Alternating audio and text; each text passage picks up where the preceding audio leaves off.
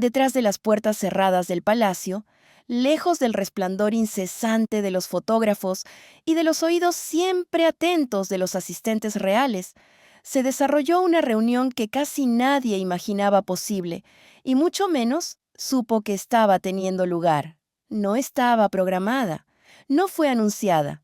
Ni siquiera un susurro llegó a oídos de la oficina de prensa de la realeza, y sin embargo, allí estuvo, confirmada por fuentes internas de alto nivel, provocando un verdadero terremoto en cada pasillo del Palacio de Kensington. La princesa Ana, ese pilar inquebrantable de la tradición y el alma firme de la monarquía, había convocado en silencio a la princesa Catalina, la mujer a la que muchos han comenzado a llamar la próxima Diana, a un encuentro envuelto en el más absoluto secreto. Lo que sucedió dentro de esa sala no solo desataría el caos en la mente de la reina Camila, sino que podría alterar para siempre el rumbo de la corona británica. No había asistentes presentes, ni siquiera los oficiales de seguridad personal más cercanos de Catalina la acompañaron más allá del último corredor. Por un instante, el palacio cayó en un silencio tan denso, tan profundo, que parecía no haberse sentido en décadas. Camila no fue informada. Al parecer, el príncipe Guillermo solo fue notificado cuando Catalina ya había abandonado el lugar. Y el rey Carlos, ni una palabra. El simple hecho de que esta reunión se realizara sin el conocimiento ni la aprobación de la actual reina consorte fue la primera señal alarmante de que algo mucho más complejo se estaba gestando bajo la reluciente fachada del protocolo real. El Royal Rota, ese cuerpo de prensa que vive y respira cada movimiento de la familia real, se encontró, de forma inexplicable, completamente ciego ante lo ocurrido. Su silencio no fue por falta de profesionalismo, sino porque fueron excluidos deliberadamente. El Palacio de Kensington ejecutó un bloqueo de información sin precedentes. Según informes, se confiscaron los teléfonos del personal de alto rango durante horas. Las agendas fueron borradas de los registros digitales. Algo se estaba planeando, algo de gran magnitud. Fuera de los muros del palacio, los tabloides se lanzaron a toda clase de teorías. ¿Era algo relacionado con la salud? ¿Acaso el estado del rey se estaba deteriorando más rápido de lo que se había hecho público? ¿O se trataba de una conversación privada sobre la sucesión? Algo demasiado delicado como para compartirse ante testigos. Los rumores se propagaban, los susurros se hacían cada vez más fuertes, y todas las miradas se dirigieron hacia Catalina, especialmente cuando apareció una única foto borrosa que dejó al público en silencio. Ella había llegado horas antes de una aparición oficial programada, vestida completamente de negro, un atuendo que hizo estallar las redes sociales. El negro, un color que históricamente simboliza el luto en la realeza, no fue elegido por casualidad. Fue una declaración, un mensaje, un símbolo silencioso de que algo estaba muriendo, o tal vez a punto de renacer. Ana, quien fue la primera en llegar, no esperaba con frustración, sino con una calma cargada de expectativa. Según fuentes cercanas, había estado inusualmente callada durante varios días antes de ese encuentro. Su agenda, previamente llena de compromisos públicos importantes, fue limpiada sin explicación alguna. Aquel día por la mañana, algunos miembros del personal fueron instruidos con una orden inusual: no acercarse en absoluto al ala oeste del palacio. Nadie explicó el porqué, pero el mensaje fue claro. No se admitían interrupciones, y cuando Catalina cruzó el umbral de ese sector restringido, los pocos testigos que lograron verla aseguraron que llevaba consigo una carpeta sellada, delgada, de color rojo intenso, estampada con un escudo real, que no dejaba lugar a dudas. Nadie supo lo que contenía. Nadie pudo decir de dónde venía. Pero quienes han servido a la corona durante años comprendieron al instante el peso de ese objeto. Esa carpeta traía consecuencias. Esto no era una conversación entre cuñadas para compartir una taza de té. No era un gesto de cercanía familiar. Lo que estaba ocurriendo allí era precisión, intención y determinación. Ana y Catalina no se habían reunido en secreto para consolarse o intercambiar confidencias banales. Lo que las había reunido era algo infinitamente más serio y más peligroso. Se trataba de un plan, uno que tenía raíces profundas en el legado de la monarquía, sellado con una confianza pocas veces vista y que amenazaba con desmantelar, en silencio, la imagen que Camila había construido meticulosamente durante años. Este no era un simple intercambio entre miembros de la realeza. Era el inicio de una jugada audaz, una que tenía el poder de estremecer hasta los cimientos emocionales de la reina Camila. Ana no había ido allí para desahogarse. No buscaba consuelo ni aprobación. Había acudido con un propósito claro, sereno, firme y absolutamente inquebrantable. Catalina, al sentarse frente a ella, todavía ignoraba por completo el peso histórico del momento que estaba a punto de vivir. Entonces, con un gesto pausado, Ana deslizó la carpeta sobre la mesa de madera pulida. Lo hizo con una calma solo aparente, pero cargada de un simbolismo que pocos podían comprender. El sello sobre la portada no era el habitual de los despachos burocráticos de la corona. No, era otro. Uno que pertenecía al patrimonio privado de la reina Isabel, un dossier real que había permanecido oculto durante años, lejos del alcance de Carlos, de Camila e incluso del círculo más cercano de estrategas del palacio. Ese documento no era solo un archivo, era la voz auténtica de la reina, hablando desde el silencio mucho después de su partida. Según fuentes cercanas a Ana, esa carpeta no se había abierto hasta hacía apenas unas semanas. No estaba almacenada en los archivos oficiales del palacio, sino enterrada en las bóvedas privadas de Windsor, accesibles únicamente a quienes la reina había elegido personalmente. Y Ana, la única hija de la monarca, seguía siendo una de las últimas en conservar esa confianza sagrada. Lo que había dentro no era una mirada nostálgica al pasado, era una revisión, una relectura, una línea trazada con firmeza entre lo que fue tradición y lo que debió ser. Dentro de esas páginas había memorandos personales, anotaciones, incluso observaciones al margen, escritas de puño y letra por la propia reina Isabel. Juntas, formaban un retrato revelador de sus verdaderas intenciones para el futuro de la monarquía, intenciones que, casualmente, fueron pasadas por alto cuando Camila asumió su rol final. Entre esas notas, Catalina habría encontrado referencias directas a su propio nombre, no como simple consorte del heredero, sino como el rostro público de una monarquía moderna, una mujer de temple, compostura y, sobre todo, aceptación.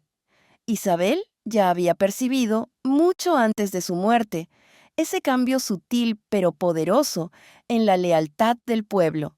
La gente no amaba a Catalina por su título, la amaban a pesar de él, porque era cercana, porque parecía auténtica, porque encarnaba una realeza sin adornos, real, tangible, humana. Pero esa preferencia silenciosa de la reina había sido borrada en la carrera por coronar a Camila, y esa era la injusticia que Ana había cargado en silencio durante años. Siempre había una tensión en su mirada cuando Camila entraba en una habitación, no por celos, sino por principios.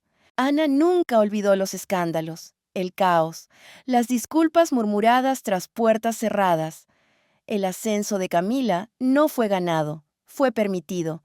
Y para Ana, ese permiso tuvo un costo altísimo, el desmantelamiento del legado que su madre había protegido con tanto esmero. Por más estoica que fuera, Ana jamás aceptó del todo esa reescritura de la historia. Ese fuego que ardía bajo la superficie durante años finalmente encontró su momento. Pero lo más difícil para Ana no era lo estratégico, sino lo emocional. Amaba a su hermano, respetaba su camino, pero en Camila veía un símbolo de todo lo que el pasado representaba, de todo lo que la monarquía debería haber dejado atrás. Y en Catalina, en ella, veía el futuro que su madre había deseado en silencio, esa batalla interna entre lealtad a la sangre y lealtad a la verdad, fue lo que llevó a Ana a hacer una promesa que nunca pronunció en voz alta, ni siquiera ante sus hijos. El día del funeral de la reina Isabel, mientras las cámaras captaban cada lágrima, cada cabeza inclinada, Ana hizo su promesa privada, en silencio, al pie del féretro, proteger la corona, no solo de sus enemigos, sino de sí misma, porque esto no era solo cuestión de poder, era una lucha por el legado, por la sucesión y por la redención. Ana había esperado el momento justo, la persona adecuada y las circunstancias propicias, y ahora, con Catalina sentada frente a ella, firme, confundida y tratando de asimilar la magnitud de lo que acababa de recibir, la antorcha estaba siendo pasada, con discreción, con intención, pero sin posibilidad de error. Y lo que vendría a continuación no dejaría lugar a dudas de que el verdadero cambio ya había comenzado. Mientras Ana desvelaba su impactante plan, lo que nadie podría haber anticipado fue la reacción de Catalina, una reacción que desataría una tormenta de consecuencias que ni ella ni Ana serían capaces de contener. Catalina, durante años admirada por su serenidad inquebrantable y su elegante silencio, llegó ese día al límite de su contención. Había caminado durante años por la delgada cuerda floja entre el deber real y su verdad personal, cargando con las expectativas de la corona como si fueran una segunda piel, siempre impecable, siempre correcta, siempre sonriente, pero en aquel instante íntimo junto a la princesa Ana, el peso que había llevado durante tanto tiempo se volvió imposible de ocultar. Su voz, al principio firme, comenzó a temblar mientras las emociones emergían sin freno. Luego vinieron las lágrimas, silenciosas, persistentes, brutales. No lloraba por compasión, lloraba por la verdad, esa que había sido enterrada durante demasiado tiempo.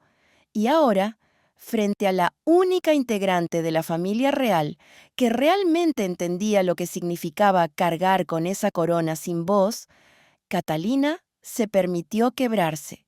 Confesó que desde que Camila había sido coronada, ella se sentía como una figura decorativa, un adorno útil para las apariciones públicas, una imagen para mostrar, pero sin opinión, sin voz, sin poder real.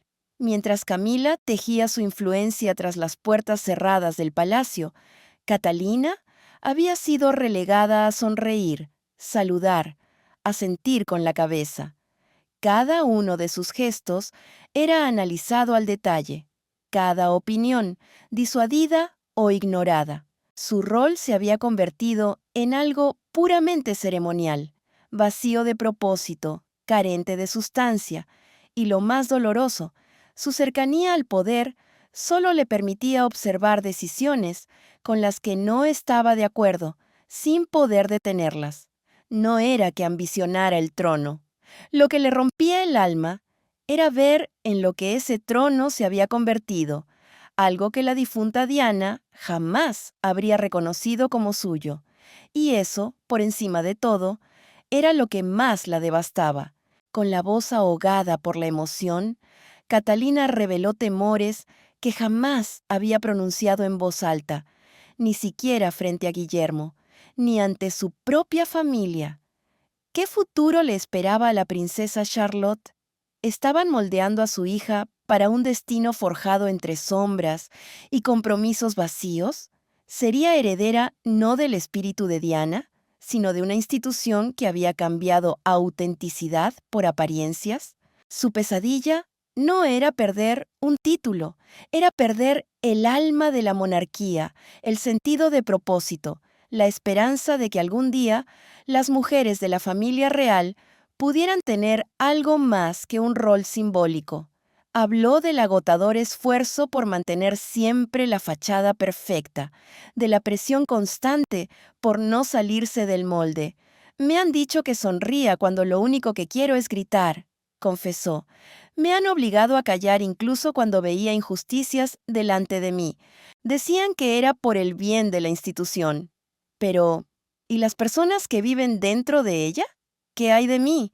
Sus palabras no eran simplemente una catarsis, eran un ajuste de cuentas. Y por primera vez en mucho tiempo, Catalina no era una duquesa, ni una princesa, ni un símbolo. Era una madre, una nuera, una mujer que había alcanzado su punto de quiebre. Ana la escuchó sin interrumpirla. No hubo reproches, no hubo sorpresa, solo un largo silencio, seguido de una frase que lo cambió todo. Ya no estás sola, ha llegado el momento. En ese instante, algo invisible pero poderoso se selló entre ambas. Una promesa silenciosa, una alianza entre mujeres que no necesitó firmas, solo lágrimas y comprensión mutua. La corona había subestimado a Catalina. La había tratado como sumisa, como obediente, pero no había visto que detrás de su silencio se estaba gestando una tormenta. Sin embargo, mientras esa conversación privada tocaba a su fin, Camila ya se estaba movilizando. Desprevenida, sí, pero no derrotada. La reina consorte no solo fue excluida, fue traicionada. Y cuando la noticia del encuentro secreto llegó a oídos de Camila a través de su hija Laura, no fue incredulidad lo que la invadió, fue ira pura. La voz de Laura, temblorosa al relatar lo que se había filtrado desde los muros del palacio, apenas alcanzó a terminar la frase antes de que Camila colgara abruptamente. Ya lo había entendido todo. Ana y Catalina se habían reunido a propósito, de forma íntima, estratégica. Y ella no había sido invitada. El mensaje no podría haber sido más claro. Se estaban trazando planes, y ella no formaba parte de ellos. Para una mujer que había pasado décadas escalando desde el escándalo hasta la corona, esto no era solo un desaire, era una declaración de guerra. Aquella misma noche, durante un compromiso público, Camila sonrió, posó para las cámaras y sostuvo conversaciones amables, casi mecánicas, con invitados y asistentes. Nadie, al verla, podría haber adivinado lo que ya comenzaba a desatarse tras las puertas doradas del palacio. Pero dentro de Clarence House, la tormenta ya estaba rugiendo con fuerza a través de los pasillos. Según fuentes internas, Camila, en un arranque de furia absolutamente inusual y sin filtros, arrojó un jarrón de porcelana invaluable contra la chimenea de piedra. El estruendo, dijeron algunos testigos, resonó por todo el ala como un disparo de advertencia. No fue un simple arrebato, fue una declaración, y era apenas el comienzo. Lo que siguió fue una campaña de control inmediata, feroz y sin compasión. En menos de una hora, Camila mandó llamar al rey Carlos, exigiendo explicaciones. ¿Cuánto tiempo había sabido él sobre esa reunión? ¿Por qué no la había detenido? Y, quizás, la pregunta más dolorosa de todas, había escogido a su hermana y a su nuera por encima de su propia esposa. Carlos, completamente tomado por sorpresa, intentó calmarla, según se informó, pero ya era tarde. Camila no buscaba consuelo, estaba preparando su contraataque. Con la máscara de la diplomacia real deslizándose poco a poco, Camila comenzó a redibujar el mapa de influencias dentro de la institución. Patronazgos benéficos vinculados a Catalina fueron súbitamente revisados. Los calendarios de eventos cambiaron sin explicación clara. Asistentes de confianza, que llevaban años en sus cargos, fueron reasignados o directamente despedidos bajo excusas vagas y procedimientos oscuros. Fue una operación rápida, fría y absolutamente calculada. Dentro del palacio, el ánimo se desplomó. Algunos asistentes, profundamente leales a Catalina, rompieron en llanto tras recibir sus avisos de destitución o ser desplazados sin razón aparente. Lo que estaban presenciando no era una simple lucha por el poder, era una purga, y en el centro de todo estaba Camila, inflexible, implacable y cada vez más impredecible.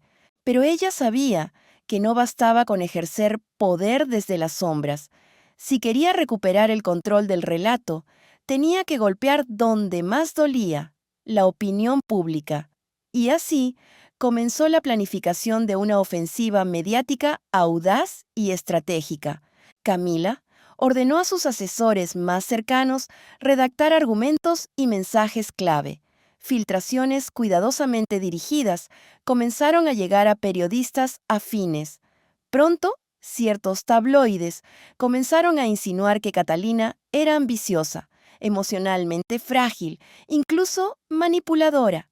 La intención de Camila era clara: reconstruir su imagen como la monarca incomprendida, la mujer serena que mantenía unida a la familia, mientras las nuevas generaciones se dejaban llevar por la envidia y la inseguridad. Pero por más que movía los hilos, había algo que se le escapaba entre los dedos: la lealtad del pueblo, porque mientras Camila conspiraba en privado, los corazones del público ya estaban girando, y Catalina, junto a Ana, se preparaban para atacar justo donde Camila jamás esperó: el escenario público. Pero ellas no se estaban replegando, todo lo contrario. Estaban a punto de presentarse ante el mundo, como nunca antes lo habían hecho dos mujeres de la realeza británica. En el corazón de Londres, durante un acto solemne en homenaje a los veteranos del Reino Unido, una imagen inesperada capturó la atención del mundo entero y cambió el tono de la monarquía de la noche a la mañana. La multitud, congregada en silencio, esperaba una aparición real, pero nadie podía anticipar el terremoto simbólico que estaba por suceder. Catalina no llegó del brazo del príncipe Guillermo, ni caminó detrás del rey Carlos o de la reina Camila. En su lugar, apareció caminando hombro a hombro con la princesa Ana, la figura más firme e incorruptible de la familia real británica. Fue un gesto tan potente, tan meticulosamente ejecutado, que la nación entera contuvo el aliento. Aquello no era una aparición institucional, era una declaración, y el mensaje se amplificó de manera ensordecedora cuando el público reparó en un pequeño detalle en el pecho de Catalina: el legendario broche de zafiro que perteneció a la princesa Diana, resplandeciente bajo la luz, no como adorno, sino como símbolo de revolución.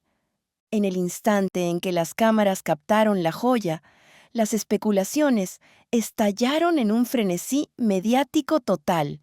Ese broche en particular no había sido visto en público desde hacía años, desde los primeros días del matrimonio de Catalina, y mucho menos desde el ascenso de Camila como reina consorte. Su reaparición, ahora del lado de Ana y no de Camila, no fue una coincidencia. Fue un recordatorio, una advertencia, un llamado al espíritu de Diana en un momento en que la corona parecía alejarse peligrosamente de sus ideales. Para muchos, también fue un desafío. Catalina no solo estaba honrando el legado de su suegra, estaba comenzando a ocupar su lugar con plena convicción. Los observadores notaron de inmediato algo inusual en aquella aparición. El lenguaje corporal entre Ana y Catalina era impactante. No había rigidez ceremonial, ni teatralidad forzada. Caminaban sincronizadas, con pasos firmes, precisos, casi marciales, como si ambas leyeran un guión invisible, escrito muchos años atrás por una reina que había previsto los riesgos de que la mujer equivocada terminara en el lugar equivocado. Y entonces, en un instante que dominaría las portadas de los periódicos durante días, se produjo un gesto tan simple como poderoso. La princesa Ana posó suavemente su mano en la espalda de Catalina mientras ésta pronunciaba su discurso. Fue un movimiento breve, contenido, casi imperceptible, pero que detuvo en seco a los comentaristas más veteranos, porque viniendo de Ana, la siempre reservada, la mujer de hierro de la realeza británica, ese gesto no era cariño, era algo mucho más serio, era aprobación, era alianza, era respaldo público. La monarquía estaba cambiando y lo hacía sin pedir permiso. Pero el mensaje más fuerte no vino de un discurso, ni de una joya, ni de una mirada. Vino del silencio. Horas más tarde, la cuenta oficial de Instagram de la familia real publicó los momentos destacados del evento, fotos de Ana saludando a veteranos, imágenes del homenaje floral, primeros planos de Catalina con su expresión serena y ese broche de zafiro brillando bajo el sol, pero una figura brillaba por su ausencia, Camila. Ni una mención, ni una foto recortada, ni una sombra en segundo plano, nada. Para los expertos en realeza, ese silencio fue ensordecedor. ¿Había sido eliminada intencionalmente por el propio equipo de comunicación del palacio? ¿O acaso, bajo presión interna, se había tomado la decisión silenciosa de tomar partido en la tormenta que ya rugía tras los muros del palacio? La respuesta pública fue inmediata. En cuestión de horas, los hashtags estallaron en redes sociales. The True Queens, las verdaderas reinas, se volvió tendencia global. Los comentaristas analizaron hasta el más mínimo detalle: el lenguaje corporal, el orden de los asientos, la posición de las flores en la corona conmemorativa. Esto no era solo un cambio en la percepción pública, era una declaración de lealtad emocional. La gente no estaba eligiendo a la reina que había sido coronada por la historia. Estaban eligiendo a la que representaba el corazón auténtico de la monarquía moderna. Pero el juego de poder no se limitaba a símbolos. Tras bambalinas, una revelación histórica estaba a punto de salir a la luz y pondría en duda algo mucho más profundo: el lugar legítimo de Camila dentro del linaje real. Oculta bajo décadas de protocolo, de saludos ceremoniosos, de imágenes cuidadosamente editadas, yacía una verdad que ni los más veteranos observadores de la realeza veían venir. No se trataba de un escándalo enterrado en fotografías comprometedoras o rumores susurrados. No, era algo mucho más inquietante. Una carta sellada, escrita a mano por la propia reina Isabel II, conservada en el más absoluto secreto, desde el momento mismo de su fallecimiento. Nunca fue enviada a los archivos oficiales. Nunca fue registrada en la Biblioteca de Estado de Windsor. Era privada, personal, poderosa y, según fuentes dentro del palacio, fue entregada directamente a la princesa Ana, con una única instrucción: espera hasta que llegue el momento adecuado. Y ese momento, al parecer, finalmente había llegado. Mientras la alianza entre Ana y Catalina se profundizaba, Ana reveló lo que había guardado con tanto celo desde las últimas horas de vida de su madre: un fragmento de la última carta de la reina, escrita de su puño y letra. No era un decreto oficial, era algo mucho más profundo, más humano, casi espiritual. Una súplica maternal, una guía moral. Las palabras de una mujer que había visto a su familia atravesar décadas de escándalos, crisis y reconstrucciones. La carta no hablaba de tronos ni de títulos, Hablaba en un lenguaje mucho más raro y valioso, la verdad emocional. En ese texto, la reina Isabel no solo expresaba admiración por la lealtad y la fuerza silenciosa de Catalina, esbozaba una visión. Se refería a ella como el rostro del futuro de la corona. Elogiaba su integridad, su dedicación a la familia y, quizás lo más significativo, su capacidad única de conectar con el pueblo, como nadie desde Diana. Pero lo que hacía esa carta realmente explosiva no era solo lo que decía, sino lo que no decía. En los pasajes compartidos por Ana, el nombre de Camila no aparecía ni una sola vez, ni un reconocimiento, ni una felicitación, ni una palabra de confianza. El silencio donde debía estar su nombre retumbó con más fuerza que cualquier acusación directa. Y con ello surgieron las preguntas. ¿Creía realmente Isabel que Camila debía reinar como consorte? ¿O fue vencida en sus últimos años por las presiones del tiempo, del protocolo y de los engranajes implacables del aparato real? La decisión de Ana de compartir finalmente esa carta con Catalina no fue un acto de venganza, fue un acto de deber. Ella había esperado, tal como se le indicó. Pero ahora, con la monarquía al borde de una encrucijada histórica, el silencio ya no era una opción posible. Casi de inmediato, comenzaron a circular susurros entre los muros del palacio. Solo unos pocos, miembros del personal más confiable, leales de toda la vida a la difunta reina Isabel, se atrevieron a confirmar lo impensable. El documento existía. Algunos incluso afirmaban haber visto a la reina redactándolo durante sus últimos meses de vida, a solas, lejos de supervisión oficial, en los rincones más privados de sus residencias. En silencio, se consultó a expertos legales para determinar si un deseo personal, aunque no oficial, pero cargado de simbolismo, podía desafiar la estructura formal de la sucesión. ¿Podrían las palabras finales de una monarca, escritas no como decreto, sino como legado emocional, tener fuerza ante la implacable maquinaria del protocolo? El debate ardía tras bambalinas. Mientras abogados y asesores caminaban con cautela por el campo minado de la tradición, había un hecho imposible de negar. La carta existía, y el momento de su revelación había sido devastador. La reacción de Camila no se hizo esperar. Exigió que la carta fuera desacreditada inmediatamente. Equipos legales fueron movilizados de forma urgente para emitir advertencias formales contra cualquier intento de publicación. Algunos periodistas con acceso privilegiado al círculo interno fueron de pronto excluidos, pero ya era demasiado tarde.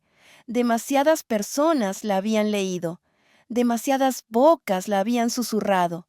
El secreto ya no era secreto, y, por primera vez desde su coronación, la legitimidad de Camila estaba públicamente en entredicho.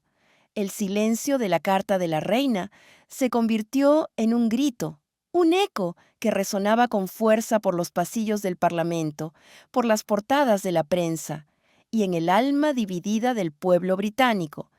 El país observaba ahora con atención feroz, dividido, emocionado, impaciente y sediento de respuestas. Y en medio de ese caos creciente, el rey Carlos se vio obligado a elegir.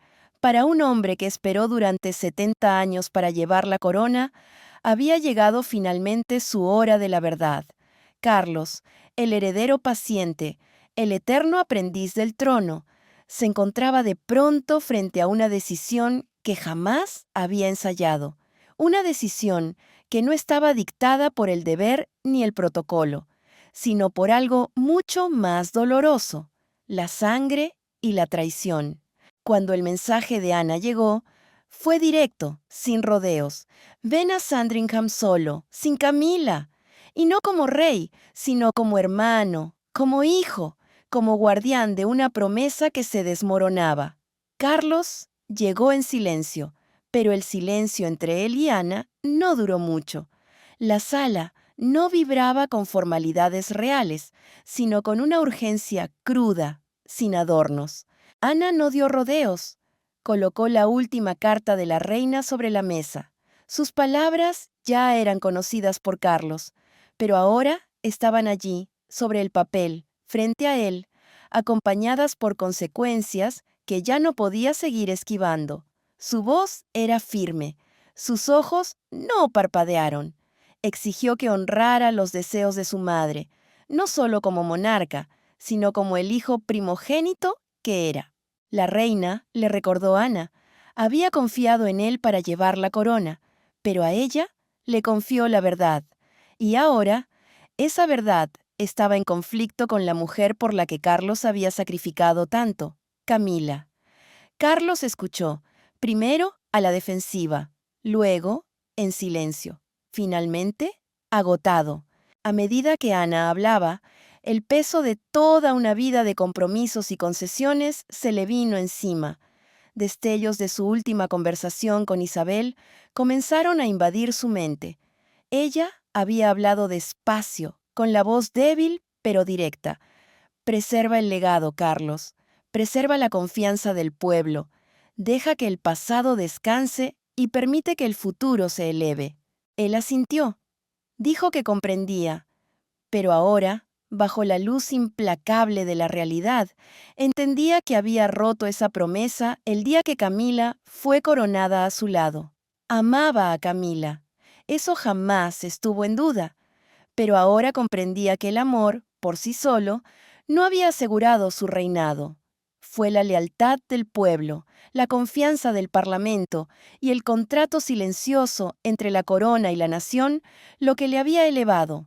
Y ahora, ese contrato se tambaleaba. Su reinado ya no era firme, estaba al borde del colapso. La carta, los susurros, las lealtades cambiantes dentro del mismo palacio. Todo apuntaba a una dolorosa realidad. La monarquía de Carlos se le estaba escapando de las manos y ya no podía seguir ignorándolo. William, atrapado en el ojo del huracán, hizo lo posible por tender puentes. Rogó por calma, por tiempo, por unidad. Pero incluso él comenzaba a desmoronarse a la vista de todos. Dividido entre la lealtad a su padre y el compromiso con su esposa, entre el trono que nació para heredar y la verdad que ahora debía cargar como un peso silencioso, William parecía impotente. No estaba preparado para reinar, pero sí lo estaba para proteger. Y esa protección, poco a poco, casi sin querer, se inclinaba hacia Catherine, lo admitiera Carlos o no.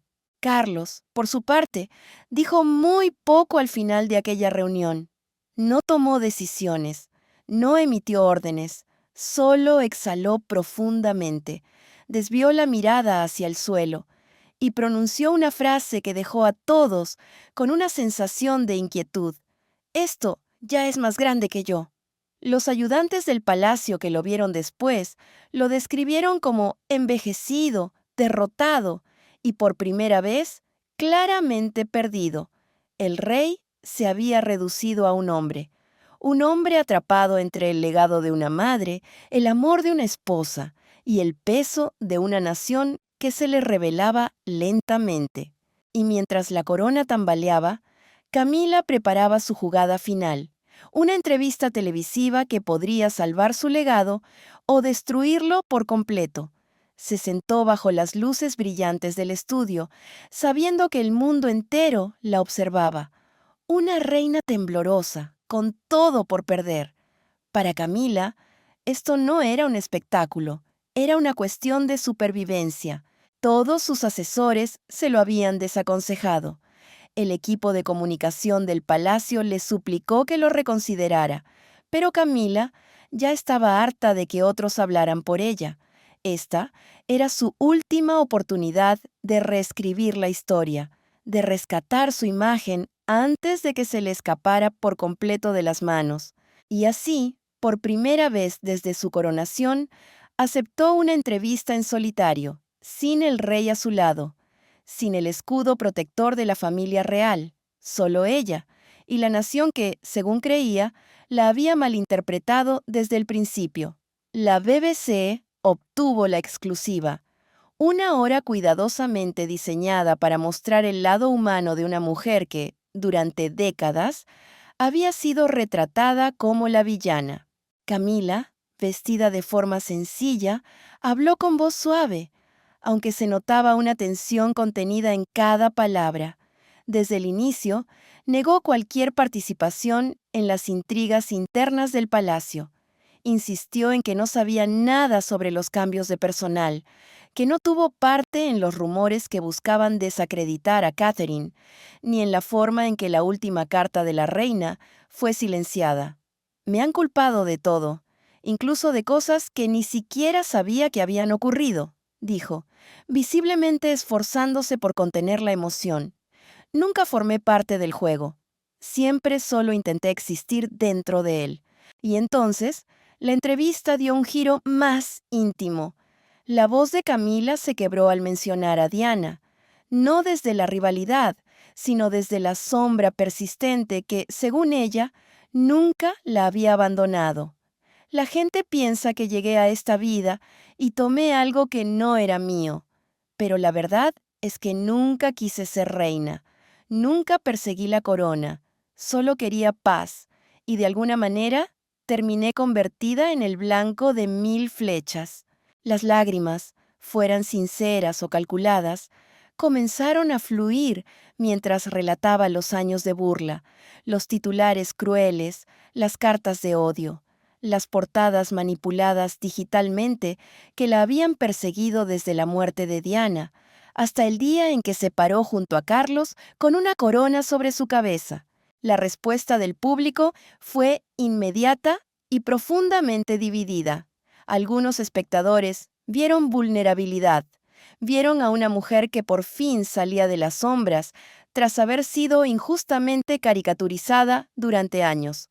Otros, en cambio, vieron manipulación, una exhibición emocional cuidadosamente planeada, perfectamente cronometrada para generar simpatía, justo cuando su posición como reina estaba siendo cuestionada.